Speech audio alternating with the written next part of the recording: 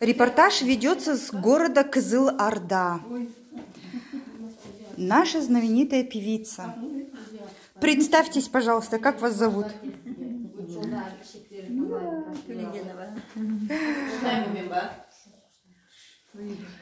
Я хочу на память, чтобы вы спели для города Караганды, Алматы, на память.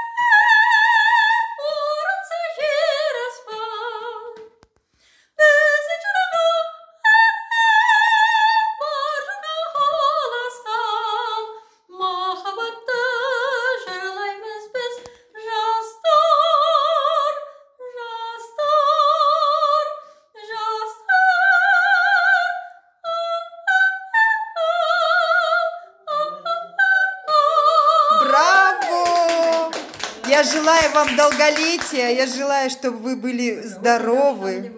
Пусть будет все хорошо в вашей жизни. А Пашка Джаном, я вас никогда не забуду.